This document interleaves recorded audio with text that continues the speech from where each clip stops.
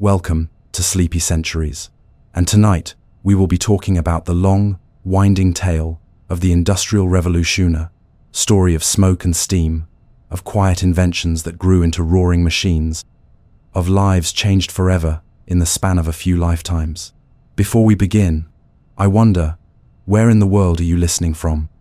Perhaps you're curled up in bed in a bustling city, or maybe you're somewhere quiet, far from the hum of industry.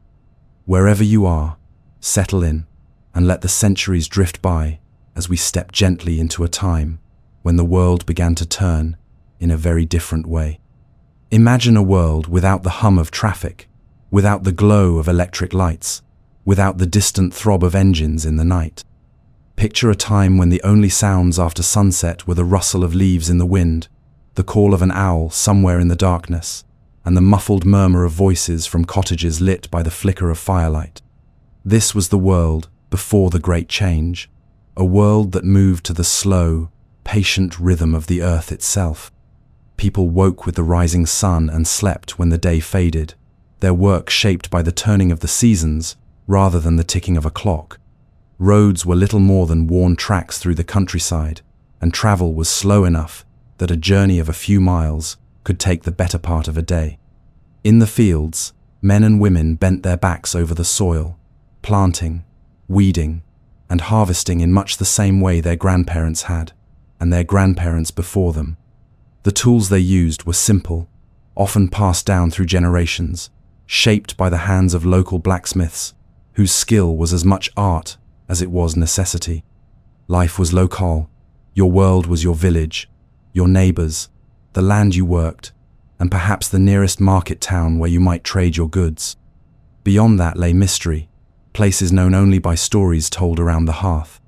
The night sky was a map for the farmer and the traveler, its constellations a familiar, guiding presence.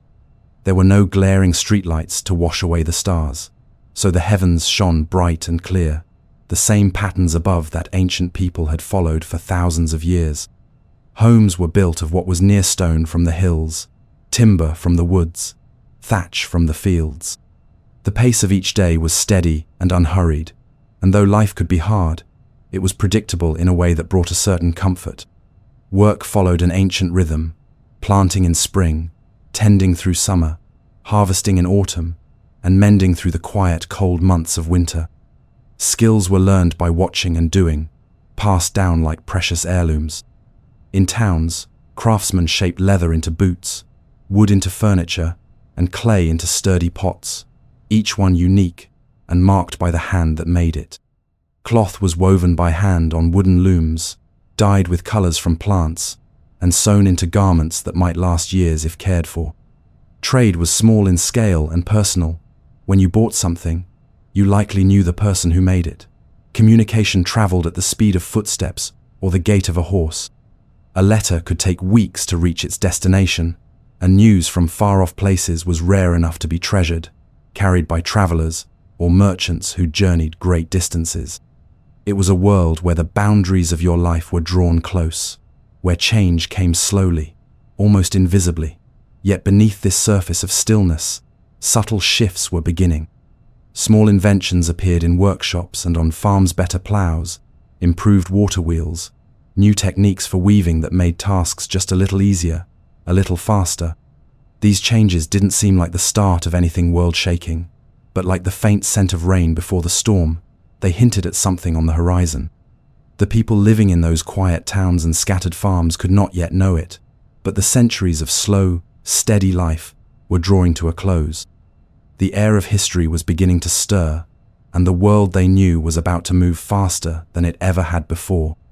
It is easy to imagine that great revolutions begin with loud moments, with crowds and proclamations, with the clanging of bells or the roar of engines.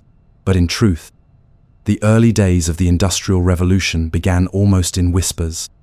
In workshops lit by oil lamps, inventors bent over scraps of parchment and rough wooden benches, their minds turning over problems that had puzzled people for generations. How could cloth be woven faster? How could water be harnessed more effectively?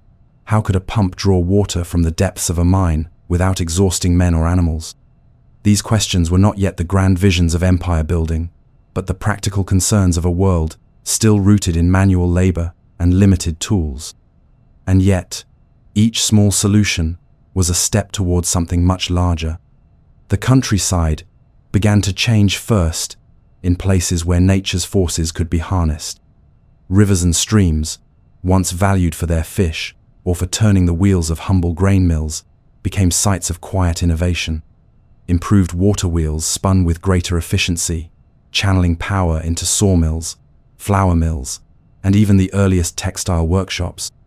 A single wheel could turn multiple looms, allowing one skilled weaver to produce far more cloth than before. The loom itself was evolving. Frames became sturdier, threads more easily guided, patterns woven with greater precision.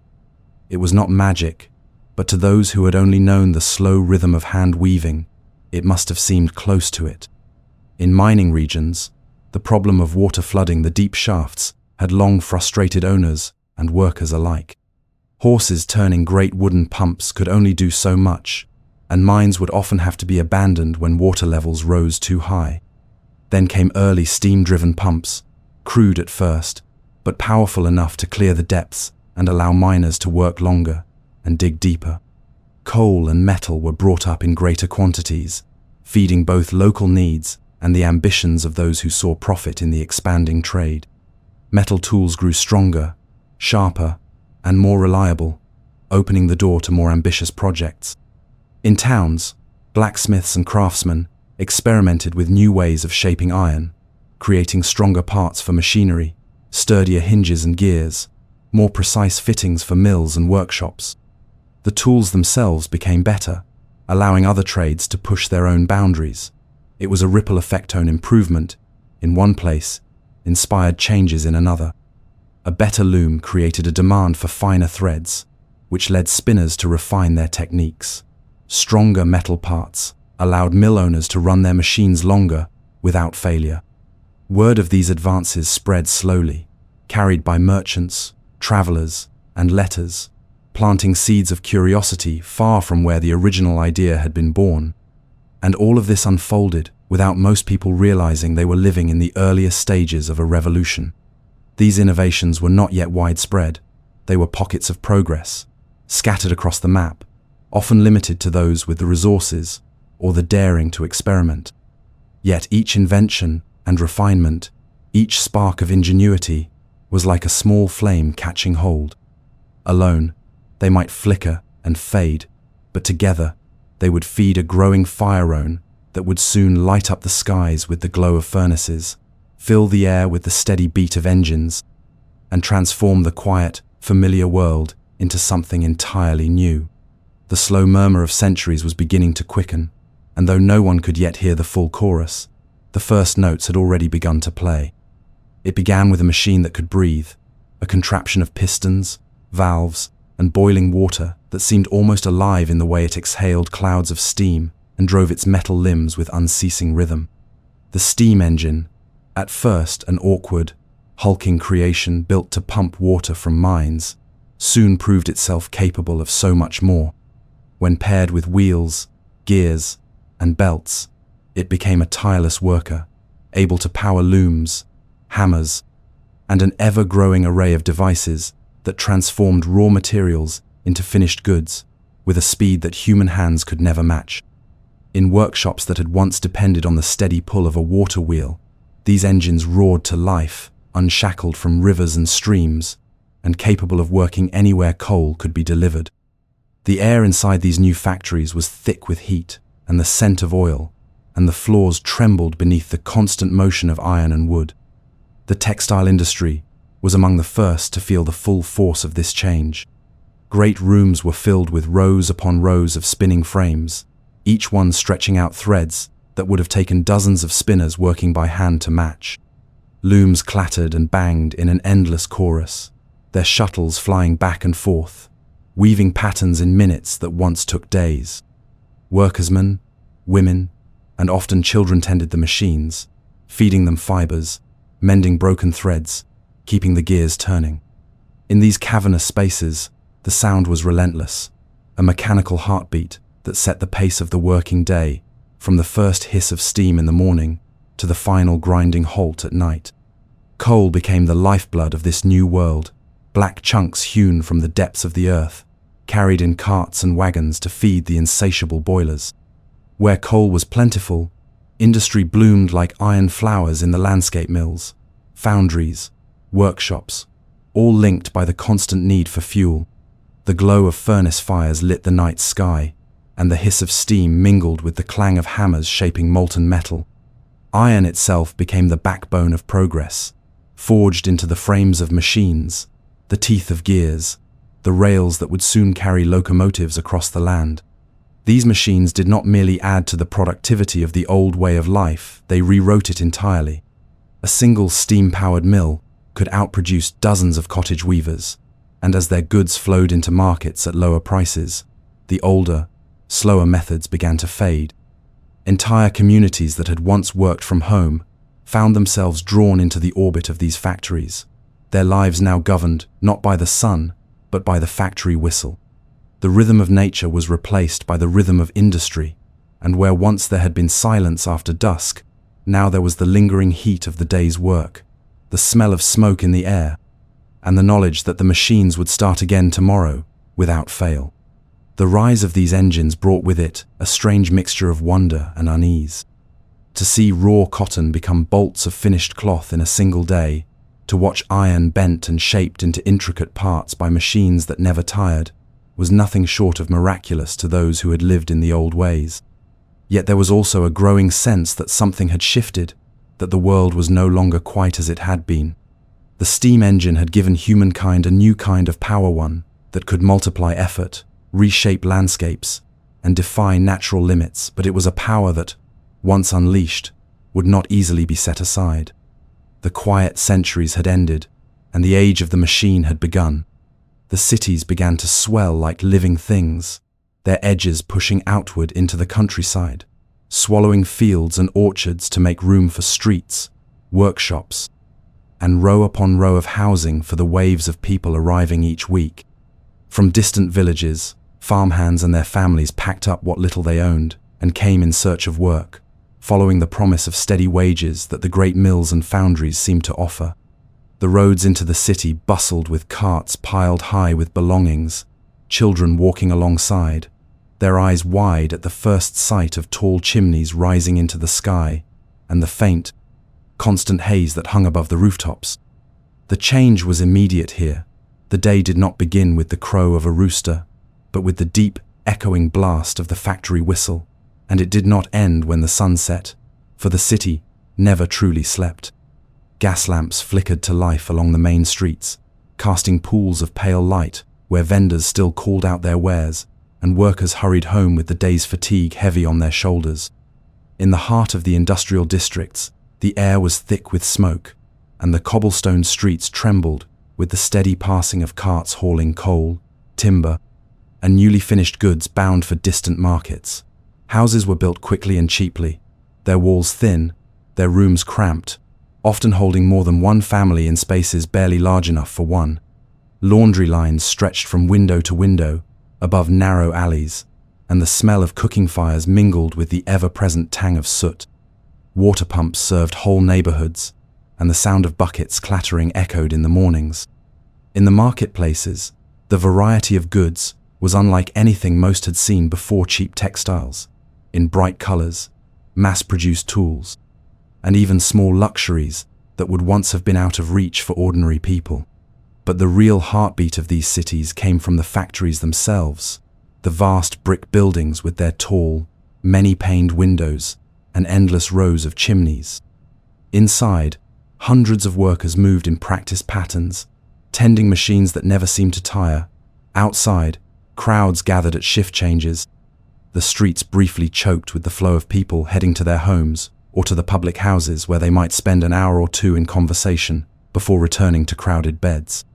The sound of the city was a constant blend of human life and mechanical laborth, shouts of street vendors, the creak of cart wheels, the pounding of steam hammers, and somewhere in the background, the low, unceasing rumble of industry. Even in the quiet hours before dawn, the city was not truly still.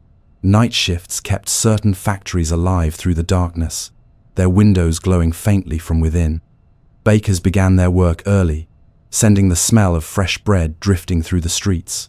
Watchmen paced their rounds beneath the gas lamps, their boots echoing on the stones, while in the poorer districts, the clatter of a loom or the rhythmic strike of a hammer might come from a home where work continued after the day's labor in the mills.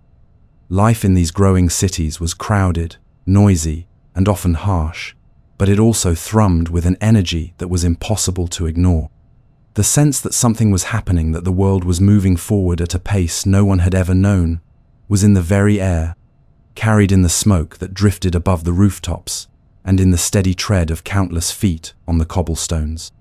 This was a new kind of life, one that no generation before had ever experienced, and it was only just beginning to show its full force.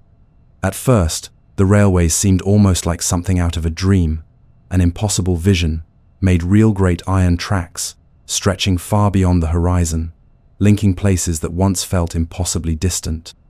People who had spent their entire lives knowing only the reach of a day's walk, or the slow roll of a horse-drawn cart, now found themselves standing beside massive locomotives that hissed and steamed like living creatures.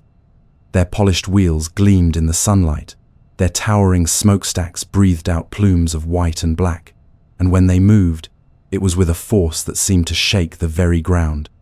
The first time one of these engines roared past, it was as if the air itself was pulled along in its wake, a rush of wind and sound that left onlookers staring long after it had vanished down the track. The iron rails carved new lines across the landscape, cutting through farmland, threading between hills, bridging rivers with spans of steel and stone. Where once a journey between two towns might have taken days over rough, rutted roads, now it could be completed in a matter of hours. The timetable became a new kind of promised departures and arrivals that could be trusted, measured with a precision that was unfamiliar in a world still adjusting to the idea of being bound to the clock. Goods that had once spoiled on the long road to market now arrived fresh. Coal from distant mines could be brought directly to the hungry furnaces of the cities. Farmers could send their produce to places they had never seen, and merchants could stock their shelves with goods from hundreds of miles away. Travelers climbed aboard carriages lined with wooden benches, some simple and crowded, others offering cushioned seats for those who could afford the extra comfort. The rhythmic clatter of the wheels on the rails became the heartbeat of the journey, steady and hypnotic, carrying passengers through a constantly changing view-green fields, melting into smoky towns, forests giving way to wide, open plains, and the looming silhouettes of factories that seemed to grow taller with each passing year. For many, it was their first glimpse of the wider world, and the railways became not just a means of travel, but a path to new possibilities. The stations themselves became bustling hubs, alive with movement and anticipation. Porters hurried along the platforms, loading luggage and goods, calling out destinations as trains prepared to depart. Steam hung in the air like a low fog, curling around the iron pillars and glass roofs that sheltered the waiting crowds. Newsagents sold papers, carrying stories from distant cities, stories that now arrived within a day instead of weeks. The sound of whistles signaled departures, and with a great heave, the engines pulled their long lines of carriages forward, the motion smooth yet full of power. But the railways were more than just a marvel of speed. They reshaped the way people thought about distance and connection. A young man could leave his village in the morning, find work in the city by midday, and be home again for supper. Families could visit relatives in other towns with a regularity that would have been impossible a generation earlier. Soldiers could be moved swiftly across the country, as could urgent supplies in times of need. The network of tracks became a web binding the land together, carrying not only goods and people but also ideas, news, and change itself. Along the routes, small towns swelled into busy trade centers, and quiet villages found themselves transformed into stops along the main line, their fields now bordered by the steady thunder of passing trains. Children would pause in their games to watch the great engines go by, waving at the passengers who sometimes waved back. The countryside, though still green and wide, felt smaller now, as though the rails had drawn the far edges of the world a little closer.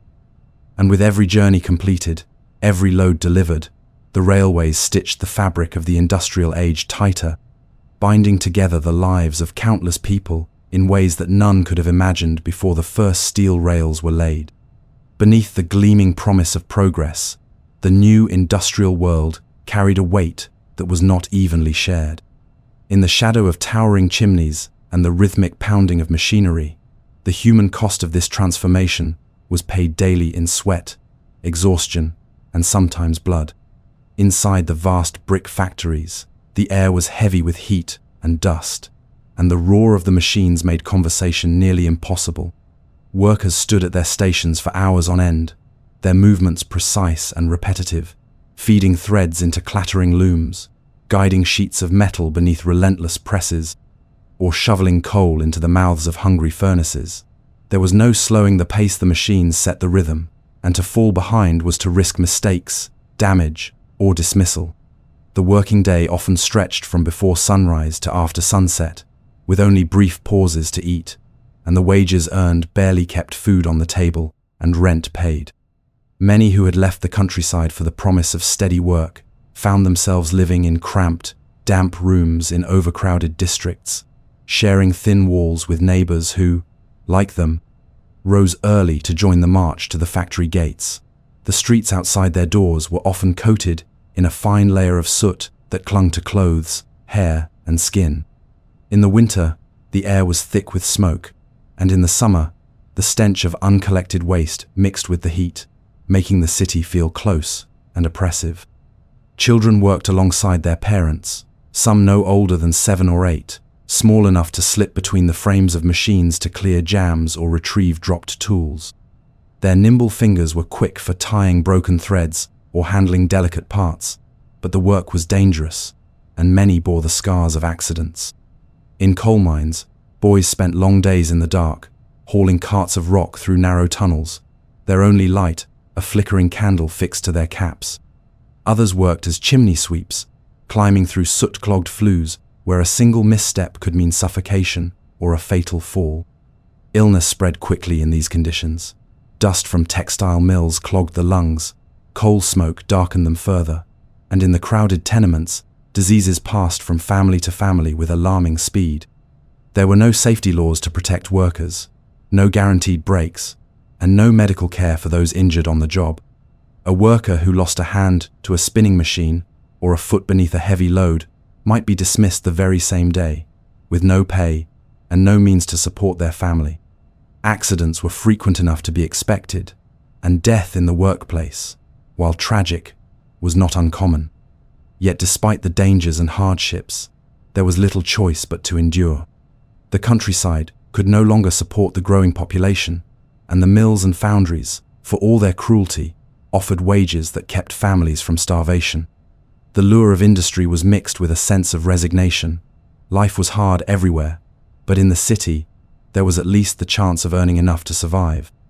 Over time, the constant demand for labor drew in more and more people, each new arrival adding to the teeming crowds that filled the streets at the start and end of each shift. Even as the factories drove the engines of progress, their hidden toll grew heavier. Beneath the stories of invention and growth lay another story, one of strained backs and tired eyes, of calloused hands and aching limbs, of lives spent in service to machines that never slept. For every gleaming train that rolled from a workshop, for every fine cloth that filled the stalls of a marketplace, there was a trail of labor behind it, thousands of hours worked in heat, noise, and danger, by people whose names were rarely recorded, but without whom the great story of the industrial age could never have been written. Even far from the looming chimneys and the clatter of the mills, life inside the home began to shift in quiet but unmistakable ways. Where once almost every item in a household had been made by hand, either within the family or by a local craftsman, now mass-produced goods began to find their way into kitchens, parlors, and bedrooms. Clothing, which in earlier times might have been carefully pieced together from homespun fabric and mended over and over until it could be worn no longer, was now available ready-made, in sizes and colors chosen from market stalls. The cloth was smoother, the stitching more uniform, and though it lacked the individuality of handmade garments, it could be purchased for far less than the cost of making it at home. This new abundance meant that for many families, the quiet winter evenings once spent spinning thread or weaving cloth gave way to other activities, as some of the old domestic labors were no longer necessary. Time itself began to feel different.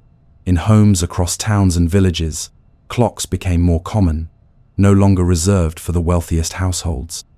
A family might proudly display a mantel clock or hang a simple wall clock in the kitchen, its steady ticking marking the hours with a precision that tied daily life more closely to the rhythms of the factory and the train schedule.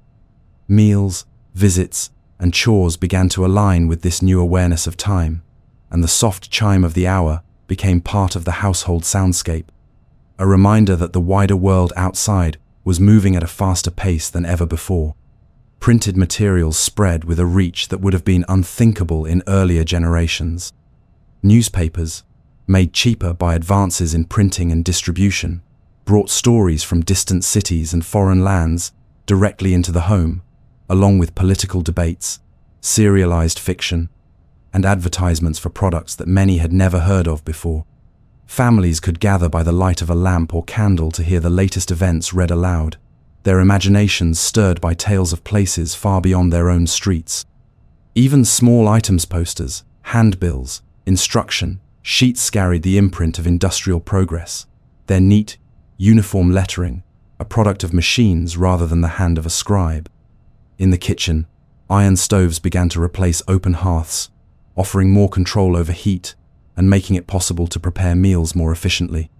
Cookware made in distant foundries found its way into households that had never before handled such finely made pots and pans. In some homes, simple mechanical devices, coffee grinders, butter churns, with turning handles added a sense of novelty to daily chores. The idea that tools could be improved and work made easier was no longer just something for factories, it was creeping into domestic life as well. The very layout and decoration of homes began to reflect the influence of industrial production. Mass-produced furniture made of machined wood, painted or varnished to a fine finish, became available to those who once might have relied on whatever could be built locally. Curtains, rugs, and wallpaper patterns, once rare luxuries, could now be purchased from catalogs or market stalls, their designs printed in repeating patterns with dyes and techniques developed in factories. A home could be transformed in appearance more quickly than ever before, and with less expense, giving families a new sense of personal comfort and pride. Even in rural areas far from the nearest mill or foundry, the change was felt. Traveling merchants brought with them goods that had been made in cities miles away, linking farmhouses and cottages into the growing web of industrial trade. Items that might once have been treasured curiosities, an enamel teapot, a brightly patterned shawl, a tin of preserved food, became part of ordinary life. The home, which had for centuries been the center of self-sufficiency, was becoming a place that reflected the reach of the wider world, a place connected to unseen workshops and distant laborers through the very objects that filled it. And though the pace of life inside those walls might still feel slower than the relentless rhythm of the factory floor, the change was steady, undeniable, and irreversible, shaping the daily lives of families in ways they could not yet fully see, but would never again live without.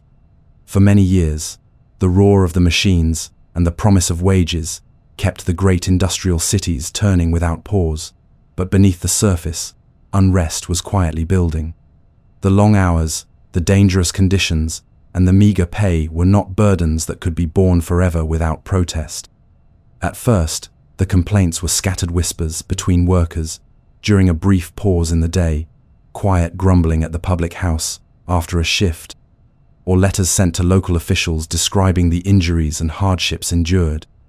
But as more and more people experienced the same hardships, these voices began to find one another, and what had once been private discontent started to take shape as something larger. The earliest efforts to bring about change were often met with suspicion or outright hostility from those in power. Factory owners feared any interruption to production, and authorities worried that unrest might spread. Workers who spoke too loudly about their grievances risked losing their jobs, and in places where work was scarce, dismissal could mean the difference between survival and starvation. Still, some were willing to take that risk. They began to organize in small, secret gatherings, sharing ideas about shorter hours, safer conditions, and fairer wages. These meetings were often held in dimly lit rooms above taverns or in the back of crowded shops, where the sound of footsteps on the street could be enough to halt the conversation mid-sentence. Over time, these small groups grew bolder. Petitions were drawn up and signed by hundreds of hands, each name representing a person willing to stand behind the cause. Strikes began to occur, sometimes brief, sometimes stretching into days or even weeks, where workers would lay down their tools and refuse to return until their demands were heard. These actions carried great risk, for not only could strikers be replaced by those desperate enough to take the work, but they could also face fines or imprisonment for disrupting the peace. Yet the willingness to endure such risks was a measure of how deep the discontent had grown. Gradually, organizations began to form with more structure and strength. Workers' associations and trade unions emerged, offering a collective voice where once there had only been scattered individuals. They pooled resources to support members during strikes, they lobbied lawmakers, and they learned to use the press to spread their message beyond the walls of the factories. Newspapers carried accounts of industrial accidents, stories of children injured at work, and descriptions of living conditions so poor that they shocked even those far removed from the industrial centers. These reports stirred sympathy among some and outrage among others, fueling a slow but steady movement toward reform. The push for change was not only about physical safety, though that remained a pressing concern. It was also about dignity, the belief that those who gave their labor to the great engines of industry should be able to live decently, with enough food, shelter, and rest to sustain them. Ideas that had once seemed radical, such as the right to a defined working day or the protection of children from dangerous labor, began to gain ground. In some regions, early laws were passed limiting the number of hours children could work or requiring factories to meet basic safety standards. These changes were modest at first and often poorly enforced, but they marked the beginning of a shift in thinking.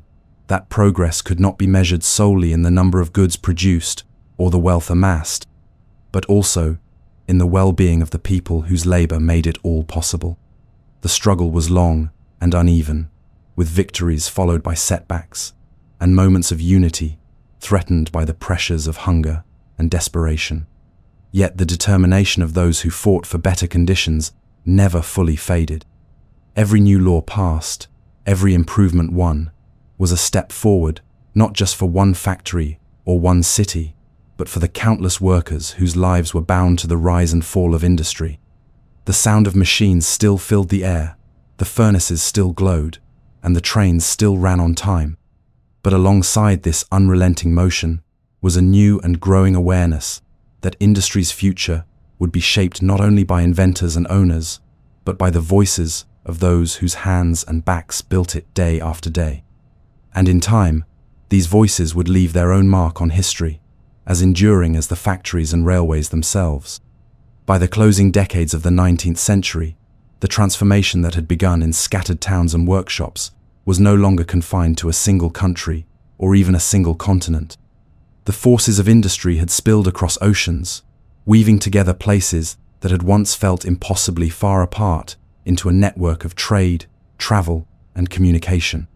Steamships, faster and more reliable than any sailing vessel before them, cut through the waves carrying coal, iron, textiles, and manufactured goods to distant ports.